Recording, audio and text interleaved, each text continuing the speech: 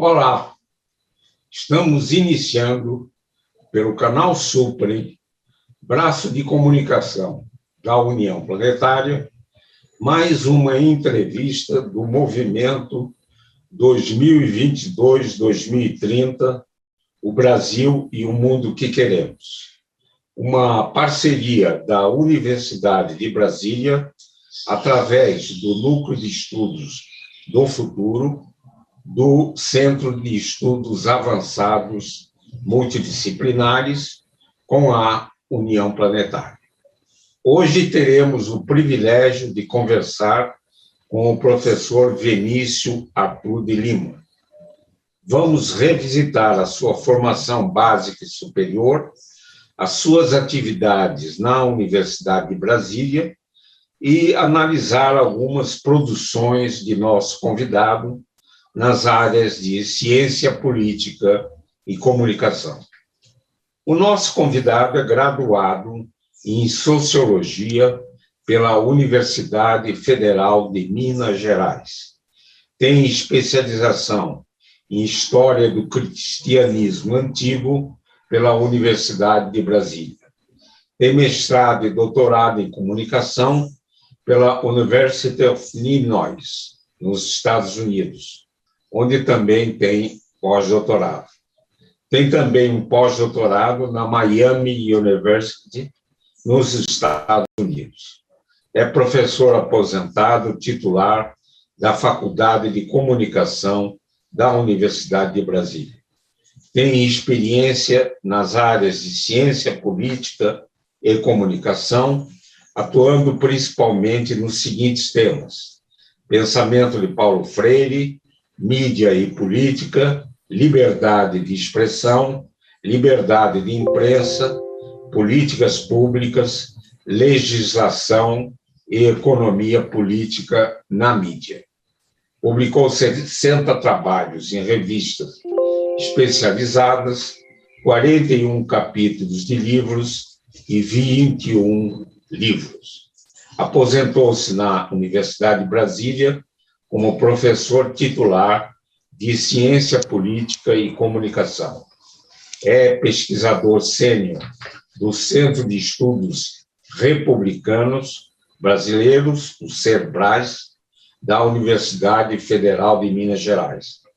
Recebeu inúmeros prêmios e homenagens, das quais destaca diploma de honra do Prêmio da Coluna da revista Propaganda, pesquisador 1 do CNPq, parceiro da imprensa da Secretaria de Comunicação da Universidade de Brasília e professor emérito da Universidade de Brasília.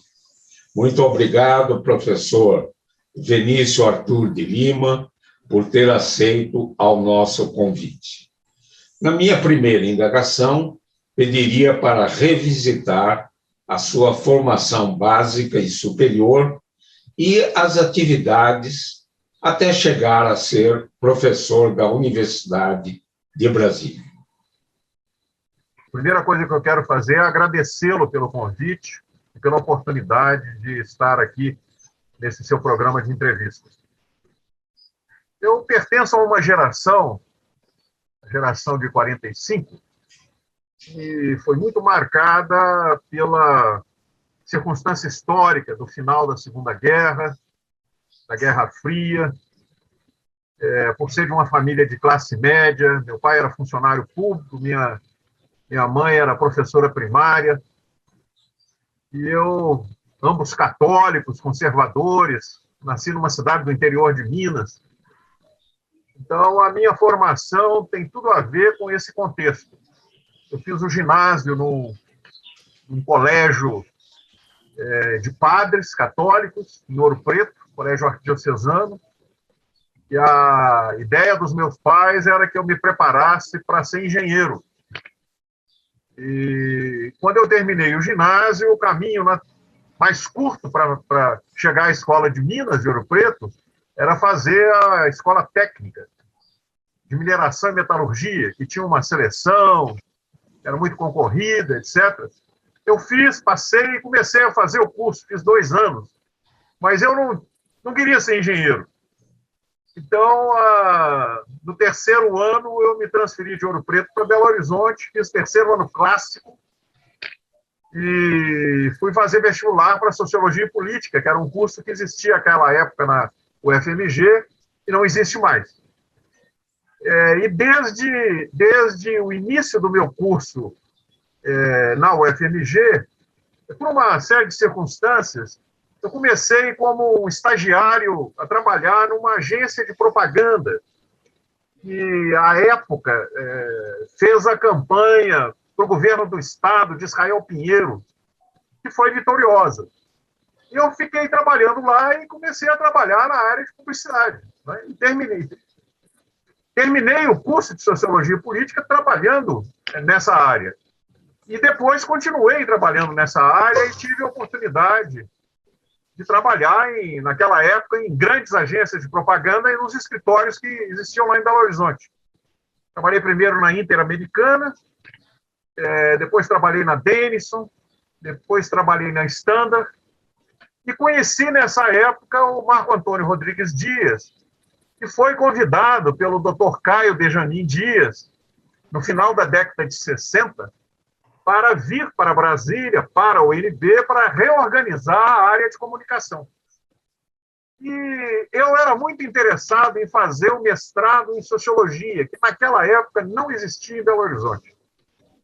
E veio para cá, para a UNB, exatamente para ajudar na construção de um mestrado nessa área, o professor Fernando Correia Dias, que tinha sido meu professor no curso de Sociologia, Introdução à Sociologia, Sociologia Brasileira, e com quem eu estabeleci uma relação pessoal muito boa. Eu gostava muito dele e troquei ideias com ele sobre a possibilidade de vir para Brasília para fazer o mestrado aqui. E coincidiu que o Marco Antônio veio e me convidou, por causa da minha experiência em publicidade, para trabalhar na área de publicidade na reorganização àquela época, Departamento de Comunicação. Foi assim que eu vim para Brasília, convidado pelo Marco Antônio, estimulado pelo professor Fernando Correia Dias, e comecei na UNB como professor colaborador na área de publicidade. Depois, naquela época, isso foi em 1970, naquela época havia os programas de estímulo à formação docente, né, na CAPES. Primeiro eu saí para fazer um mestrado, e depois, com bolsa do CNPq, eu saí para fazer o doutorado. E nas sabáticas eu fiz 2 pós-doutorados. Então, a minha história, brevemente, é essa. Muito bom.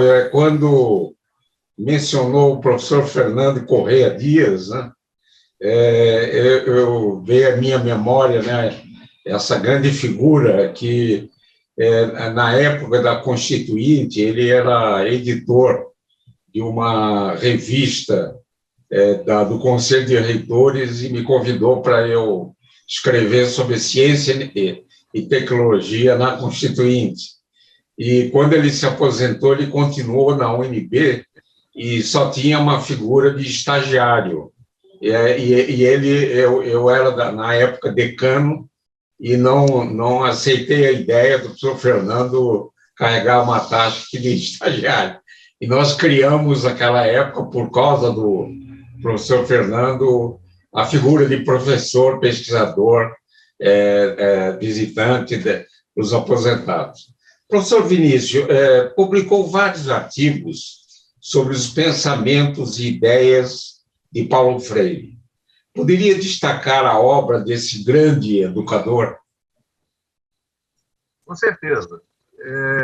Na verdade, eu fiz minha tese de doutorado sobre Paulo Freire, né? Essa tese foi defendida em 1979 e depois, traduzida, ela foi publicada em livro pela Paz e Terra, em 1981. Teve uma segunda edição em 84 e ficou por isso mesmo. 30 anos depois, a editora da Universidade de Brasília, junto com a Fundação Perseu Abramo, por ocasião da Semana Universitária de 2011, o Paulo faria 90 anos naquela época, né? reeditou o livro, revisado, com a bibliografia atualizada, etc. E o livro teve uma reimpressão em 2015 e está por aí até hoje. E esse ano, no centenário de Paulo Freire, eu, incentivado por alguns amigos e tal, eu resolvi retomar algumas questões com as quais eu tenho trabalhado desde a década de 70, portanto, há quase 50 anos, né? E publiquei um novo livro sobre Paulo, cujo título é Paulo Freire, a prática da liberdade para além da alfabetização. Então, para resumir muito brevemente, desde que eu comecei a trabalhar com Paulo Freire, eu tentei fazer uma leitura da obra, do pensamento, da praxis dele, de uma perspectiva que não fosse apenas a perspectiva da educação. O Paulo reclamou, tinha um certo desconforto com essa redução que muitas vezes se faz, e ainda se faz até hoje, dele como apenas o criador de um método de alfabetização de adultos. Né? É claro que ele foi o criador de um método de alfabetização de adultos, né? Mas ele, em várias ocasiões em que perguntado sobre isso, ele falava, não é bem assim. Eu tratei da questão eu estudei a questão da alfabetização e tal, mas dentro de uma perspectiva mais ampla da educação, e mesmo assim, calcado numa teoria do conhecimento específica, etc. Então, desde que eu fiz a minha tese, cujo título é Comunicação e Cultura, as Ideias do Paulo Freire, eu tenho essa perspectiva de mostrar, né, que o pensamento dele vai muito além da área de alfabetização. E agora, nesse livro, eu faço isso novamente de uma forma um pouco mais extensa e mais abrangente, né, argumentando que Paulo foi primeiro e, acima de tudo, um grande humanista, né? Um cara que acreditava, sempre acreditou no homem, na sua capacidade de transformar o mundo, né? De transformar a natureza, de criar um espaço próprio do ser humano, da cultura e da história. E isso tudo calcado Ele era um homem, ele falava, eu não sou um homem religioso, mas sou um homem de fé. Ele era um cara de uma formação cristã, né, muito profunda. E então esse humanismo e esse cristianismo deram origem a um compromisso dele com a libertação do homem, porque ele falava que o homem tinha uma vocação ontológica de ser mais, de criar o inédito viável, de se transformar junto com a natureza, caminhar o tempo todo no sentido da plena realização humana, mas o mundo estava desumanizado. Então, essa humanização do homem, que parece um pleonasmo, mas não fez com que ele tivesse um compromisso com essa liberdade humana, a praxis dele, tanto é que o primeiro livro dele chama A Educação como Prática da Liberdade, é o primeiro compromisso dele. O compromisso dele é com a liberdade humana, entendida no sentido de capacitar a pessoa, o ser humano, a enxergar-se como sujeito da história, transformador da natureza. Não é? Isso precedia, inclusive, os processos de alfabetização. Então, o meu trabalho vai nessa linha. Né? E nesse último livro, os 2 capítulos principais do livro são sobre comunicação e sobre cultura, dentro dessa perspectiva de que o trabalho dele é uma prática da liberdade para além da alfabetização. É mais ou menos isso, de forma muito breve. Muito bom, professor Vinícius. Em 2012, publicou o livro Liberdade de Expressão versus Liberdade de Imprensa.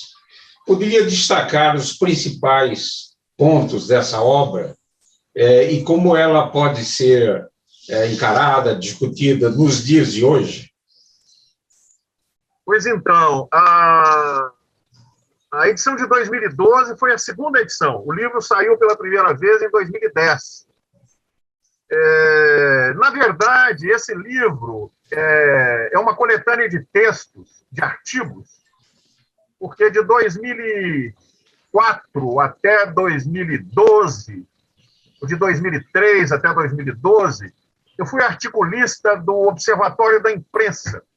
Trabalhei com o Alberto Dines, de quem eu me tornei um grande amigo, infelizmente já faleceu.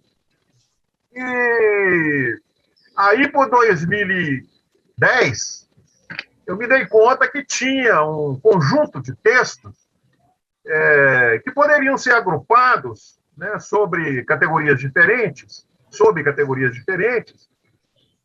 para fazer essa discussão sobre a liberdade de expressão e a liberdade da imprensa. À época, eu convidei o professor Fábio Conder Comparato para escrever uma introdução. Fiquei extremamente honrado que ele escreveu uma belíssima introdução, está tanto na primeira edição quanto na segunda edição.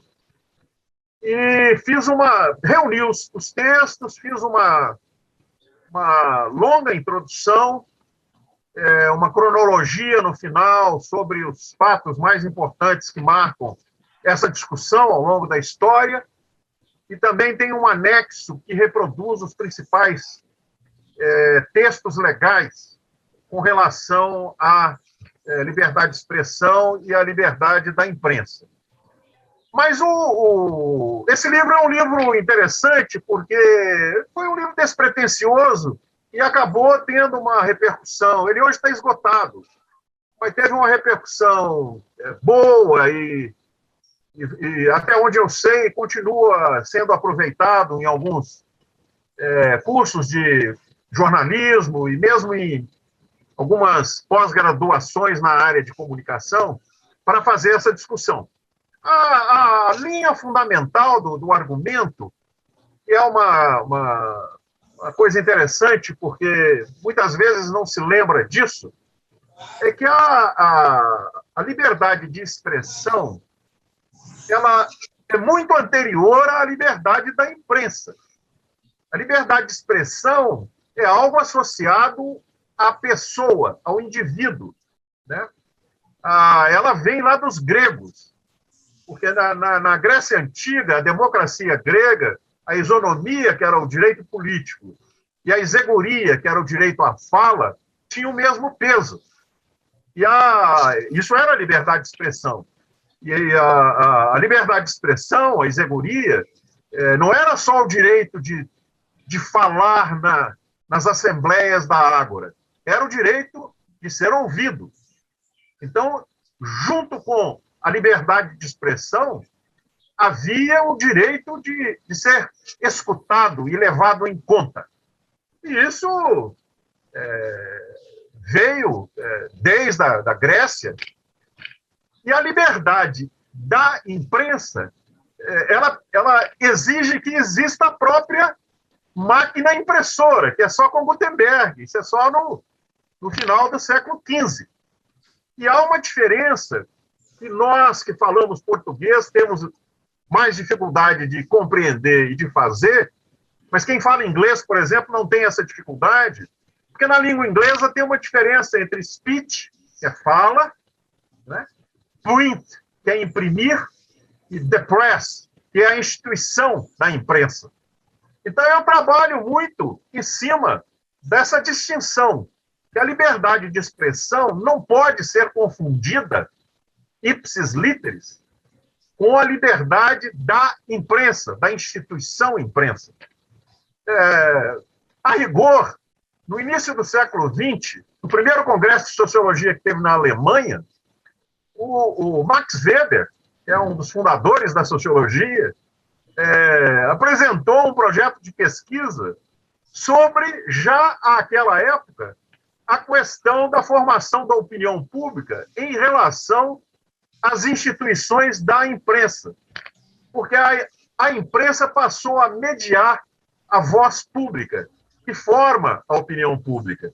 E já naquela época, o Max Weber tinha uma preocupação que a imprensa instituição exigia investimentos e, portanto, era algo que passaria a ser, como de fato foi ao longo da história, passaria a ser controlada por um grupo reduzido de pessoas. Até, na verdade, nos nossos dias, ser controlada por uns poucos oligopólios privados, não só no Brasil, mas no mundo inteiro. E isso preocupava Max Weber pela deformação que poderia provocar na formação da opinião pública democrática. Então, eu trabalho um pouco nessa questão da diferença entre a ideia de liberdade de expressão, a questão da liberdade da imprensa, que é a instituição, the press, né? Agora, você fez uma pergunta importantíssima, que é a questão de como tudo isso, como essa discussão se repercute hoje, né, no mundo das redes sociais, no mundo da internet, né? E a questão fica mais complicada, né? Porque, embora a internet tenha possibilitado a qualquer pessoa acesso ao espaço da própria internet, isso não garante a ninguém ser ouvido, né? Você pode ter milhares, milhões, bilhões de pessoas na internet e poucas serem ouvidas, o que é, aliás, um fato, porque a sua voz, a minha voz, a sua voz, a voz de qualquer um, na internet, também é mediada pelas big techs, né? Que controlam hoje esse espaço. E a outra coisa, que é muito complicada, é a utilização das redes sociais para a formação de bolhas que não se comunicam entre si. Então, um dos fundamentos da formação da opinião pública democrática, por exemplo, que é você colocar as questões de interesse público para conhecimento público, sendo que todos sabem daquelas questões, hoje você pode ter grupos reduzidos que são que recebem mensagens planejadas especificamente para eles e que são sujeitos à influência dessas mensagens e que, no entanto, os outros grupos não sabem nem de quais as questões estão sendo tratadas por esses outros grupos. Então, você perde uma condição básica para a formação da opinião pública democrática, que é a discussão pública, aberta, dos problemas de interesse geral. Isso é muito complexo, eu não sei se eu passei a ideia, mas é a repercussão hoje das questões que estão sendo tratadas nesse livro que você mencionou, que é um livro originalmente de 2010.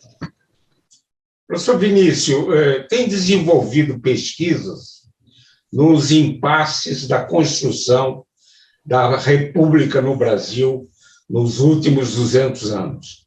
Poderia comentar a importância e os resultados dessa pesquisa? Olha, desde 2012, eu faço parte de um grupo de pesquisa da UFMG que chama CERBRAS, Centro de Estudos Republicanos Brasileiros, coordenado pelo professor Juarez Guimarães, que é professor do Departamento de Ciência Política. Em 2012, eu fui professor convidado do Departamento de Ciência Política da UFMG e acabei ficando lá um pouco mais do que um semestre, quase 2, que foi um período de greve, e o segundo semestre de 2012 se alongou para 2013. E desde então eu faço parte desse grupo. Por isso é que eu tenho contribuído, né, participado das pesquisas que têm como horizonte o aniversário bicentenário da nossa independência, 2022, e então tem um grande projeto de pesquisa sobre os impasses da República, né, da consolidação do projeto republicano no Brasil. A minha contribuição tem sido, sobretudo, através do conceito de cultura do silêncio, que é um conceito de Paulo Freire. É interessante porque Paulo nunca escreveu um artigo específico, um livro específico, tem um capítulo de um livro onde ele trate especificamente dessa questão. Mas uma das coisas que eu fiz e continuo fazendo é garimpar para construir um pouco a genealogia desse conceito.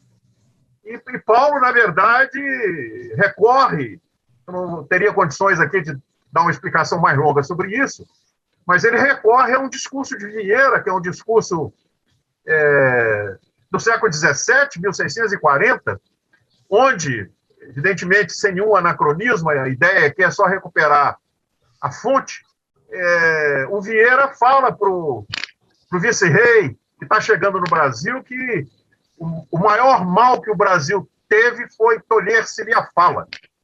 Então, Paulo pega isso e mostra, e é o trabalho que eu tenho tentado fazer, de recuperar isso, como a exclusão de vozes tem sido uma característica estrutural e histórica da formação da sociedade brasileira. Então, a minha contribuição, e o Serbras fez, inclusive, uma longa pesquisa financiada pela FAPEMIG, infelizmente o relatório final não foi publicado, eu ainda espero que ele seja publicado, tentando mostrar isso com relação à radiodifusão. Se você pegar a legislação que existe sobre radiodifusão no Brasil desde a década de 30 do século passado, eu tenho argumentado há muito tempo que a legislação seria melhor descrita como uma política de silenciamento do que como uma política de comunicação. Um bom exemplo disso é a regulação das rádios comunitárias, porque não há nenhuma intenção de promover a criação de mais rádios universitárias, rádios comunitárias, mas de limitar o seu alcance, de restringir a sua potência, e por aí vai. Então, e o grande paradoxo dessa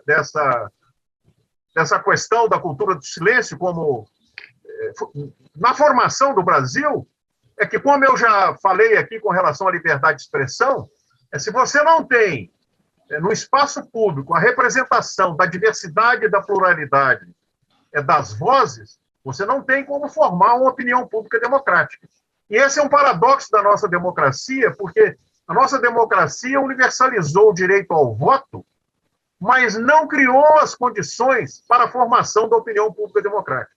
Então, o meu trabalho com relação aos obstáculos da consolidação da República no Brasil tem caminhado nesse sentido.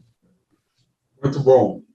Professor Vinícius, o movimento 2022, 2030, o Brasil e o mundo que queremos, ele procura envolver os jovens na construção de caminhos para termos um Brasil e um mundo melhor e mais justo. Poderia, nesse finalzinho do programa, enviar uma mensagem aos jovens que nos assistem? Com certeza, eu me lembrei aqui do próprio Paulo Freire. Paulo, ele preferia o verbo esperançar ao substantivo esperança, né? Porque ele falava que a esperança dá uma ideia de passividade, né? De alguém que espera que algo aconteça. E o verbo esperançar, ele incorpora a ideia de que você tem que lutar para que a sua esperança se realize, né? Então, esperançar é continuar buscando a utopia, né, que orienta e motiva a sua ação. Então, se eu posso deixar alguma palavra para os jovens, é que não se percam na esperança e acreditem e lutem no esperançar, como Paulo sugeria. Muito bom. Vamos todos esperançar e procurar testemunhar uma realidade muito mais harmoniosa, muito mais humanista, né? E gostaria de lembrar que Paulo Freire esteve aqui sempre na nossa conversa, né? Obrigado, professor Vinícius Arthur de Lima, por esta importante e interessante conversa. Esse e outros programas do Movimento 2022-2030, o Brasil e o Mundo que Queremos, podem ser acessados no canal YouTube do canal Suprem. Agradeço imensamente a atenção de todos e todas que nos acompanharam e voltaremos a nos encontrar em uma próxima oportunidade. Até lá!